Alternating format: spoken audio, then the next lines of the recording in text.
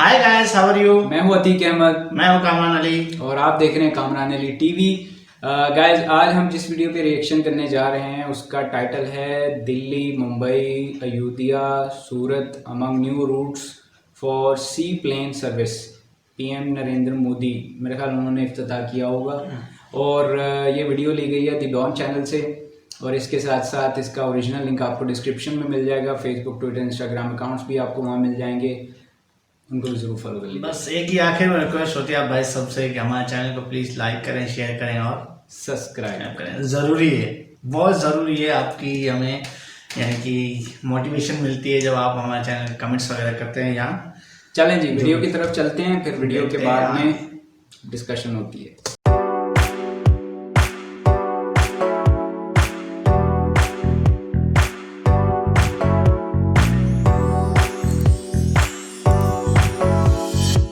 दोस्तों, केंद्र सरकार 2021 में कई सारे शहरों में सी प्लेन सेवा को शुरू करने जा रही है। इसके लिए सरकार ने अपना नया मास्टर प्लान बना लिया है। केंद्र सरकार की भारत में कम से कम 100 सी प्लेन्स की सेवा शुरू करने की योजना है। शुरुआती दौर में देश की करीब 111 नदियों का हवाई पट्टी के तौर पर इस्तेमाल होगा। सरकार की समुद्र से जुड़ी सीमाओं से भी हवाई सफर शुरू करने की तैयारी है। सरकार की योजना है कि सी प्लेन हर शहर, हर गांव में पहुंचे। कुछ वर्ष पहले उड़ान स्कीम के तहत सरकार द्वारा साधारण व्यक्तियों को भी हवाई जहाज की यात्रा कराने का लक्ष्य निर्धारित किया गया था। इसके तहत छोटे शहरों को बड़े शहरों और महानगरों को हवाई यातायात से जोड़ा जा रहा है। इसी लक्ष्य को केंद्र में रखते हुए सरकार देश के प्रमुख शहरों के बीच सी प्लेन सेवा शुरू करने की योजना पर काम कर रही है। पोत परिवहन और जलमार्ग मंत्रालय ने इस योजना को जमीन पर उतारने के लिए जरूरी कदम उठाने शुरू कर दिए हैं। सागरमाला डेवलपमेंट कंपनी लिमिटेड के जरिए इस परियोजना को अमली जामा पहनाया जा रहा है। इस कंपनी का प्रशासनिक नियंत्रण मंत्रालय के पास ही रहेगा। एयरलाइन ऑपरेटर्स के जरिए स्पेशल पर्पस व्हीकल फ्रेमवर्क के तहत सी प्लेन सेवा की शुरुआत की जाएगी। सी प्लेन सेवा के लिए बंदरगाह, पोत परिवहन व जलमार्ग मंत्रालय ने देश के कई रूट्स की पहचान की है। चुने गए रूट्स में अंडमान निकोबार और लक्षद्वीप के कई द्वीपों, असम में गुवाहाटी रिवर फ्रंट और उमरानसो जलाशय, दिल्ली के यमुना रिवर फ्रंट से अयोध्या, टिहरी, श्रीनगर और चंडीगढ़ शामिल हैं। इसके अलावा पंजाब और हिमाचल प्रदेश के कई पर्यटन स्थलों को भी इस उड़ान सेवा से जोड़ा जाएगा। यही नहीं, मुंबई से शिरडी, लोनावला, गणपतिपुल के बीच भी सी प्लेन सेवा शुरू करने की योजना है। गुजरात के सूरत से द्वारका, मांडवी और कांधला के बीच भी सी प्लेन से यात्रा की जा सकेगी। महाराष्ट्र के नागपुर के खिंडसी डैम और इराई डैम चंद्रपुर के बीच भी आने वाले समय में सी प्लेन चलाया जाएगा। प्रधानमंत्री नरेंद्र मोदी ने 31 अक्टूबर 2020 को गुजरात के अहमदाबाद में केवड़िया और साबरमती के बीच सी प्लेन ऑपरेशन का उद्घाटन किया था। ये भारत की पहली सी प्लेन सेवा है जो अहमदाबाद के साबरमती रिवर फ्रंट को नर्मदा जिले के केवड़िया में स्थित स्टैच्यू ऑफ यूनिटी को जोड़ती है। उम्मीद की जा रही है कि भारत में सी प्लेन सेवा परिचालन के लिए काफी संभावनाएं हैं। सी प्लेन सेवा शुरू किए जाने से न सिर्फ देश के सुदूर इलाकों की बड़े शहरों से कनेक्टिविटी दुरुस्त होगी, बल्कि आम लोगों को किफायती यात्रा की सुविधा भी मिल सकेगी। इसमें सबसे अच्छी बात यह है कि इस सेवा के लिए सरकार को इंफ्रास्ट्रक्चर में ज्यादा निवेश भी नहीं करना पड़ेगा।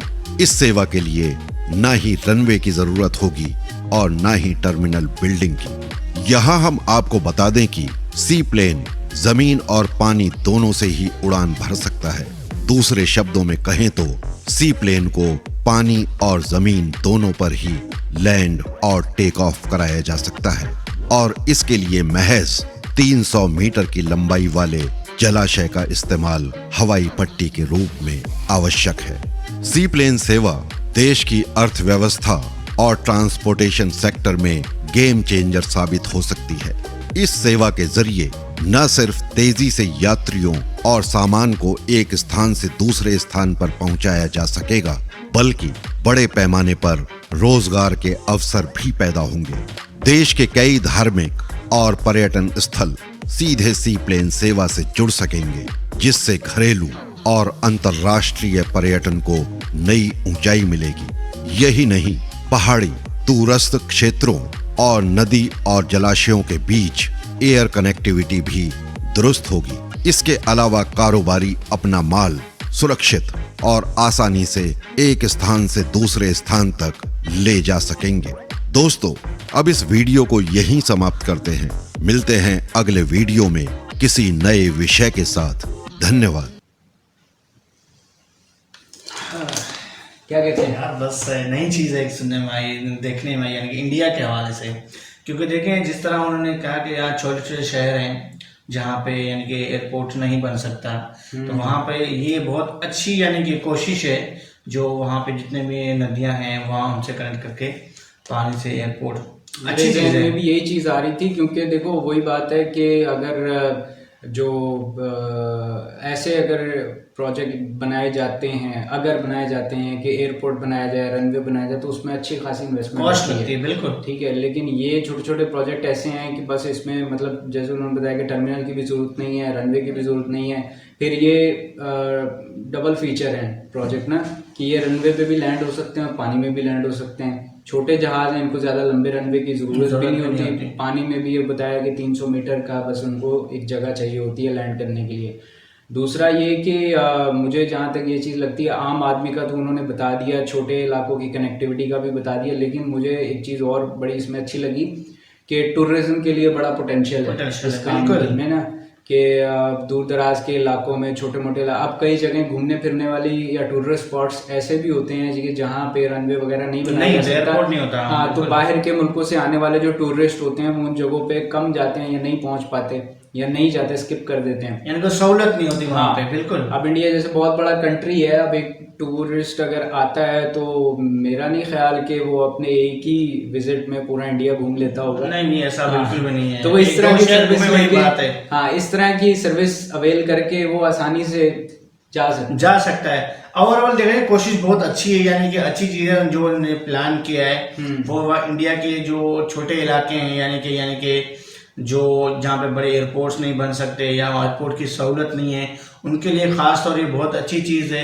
उनके लिए बड़ा फ़ायदा होगा, जाहिर सी बात है, क्योंकि जाहिर सी बात है जहाँ पे ये लोग जाएंगे वही बात है कि टूरिस्ट जहाँ जाएंगे वहाँ के लोगों के लिए रोजगार भी पैदा होगा। उन्होंने एक बड़ी मजेदार चीज़ बताई कि मुझे पता है सागरमाला प्रोजेक्ट का ना, सागरमाला प्रोजेक्ट बेसिकली जो तीनों मोड्स ऑफ ट्रांसपोर्टेशन है, लैंड, एयर और वाटर, इसकी इंटीग्रेशन का प्रोजेक्ट है। ठीक है, मतलब जो पुराने पोर्ट्स बने हुए हैं उनको अपग्रेड करना, नए पोर्ट्स बनाना, फिर ये जो दरिया के जो पानी के रास्ते हैं, दरिया के रास्ते हैं, इनको इस्तेमाल करना, रोड्स के नेटवर्क्स को जो हैं इनके साथ जोड़ना, ट्रेन के नेटवर्क्स को इन दोनों के वाटरवेज के साथ भी और इनके साथ भी, यानी कि तो सब ये सब चीजों की इंटीग्रेशन, ये बहुत अच्छी चीज है और ये उसका हिस्सा है सागरमाला। बिल्कुल ऐसा ही होना चाहिए, क्योंकि कनेक्टिविटी इस दौर में बहुत जरूरी है और वो भी फास्ट डेवलपमेंट। जाहिर सी बात है, क्योंकि अब इतनी पुराना तो टेक्नोलॉजी आ गई है, सब कुछ आ गई है, तो जाहिर सी उसके लिए आपको टेक्नोलॉजी से आप फायदा उठाएं। अब इसी तरह जैसे ये इन्होंने प्रोजेक्ट बनाना शुरू किया है, तो इससे फायदा उठा के उन इलाकों के लिए भी बहुत अच्छी चीजें, खूबसूरती होगी, और दूसरी बात ये उनके लिए फायदेमंद होगा टूरिज्म के हवाले से, तो वहाँ इनकम बढ़ेगी, तो वहाँ के लोगों के लिए बहुत अच्छी चीज़ है, जहाँ तक मैं समझता हूँ अच्छा प्रोजेक्ट है। तो गाइज हम भी यहाँ पे वीडियो समाप्त करते हैं, ठीक है, आपसे इस रिक्वेस्ट और गुजारिश के साथ कि अभी अगर अभी तक आप लोग देख रहे हैं तो प्लीज़ चैनल को ज़रूर सब्सक्राइब कर दें, लाइक और शेयर करना भी आपके हाथ में, हम उम्मीद करते हैं कि आप ज़रूर करेंगे। और इसके साथ साथ अपना बहुत सारा ख्याल रखें। नई वीडियो में नए रिएक्शन के साथ आपसे मुलाकात होगी, तब तक के लिए बाय बाय।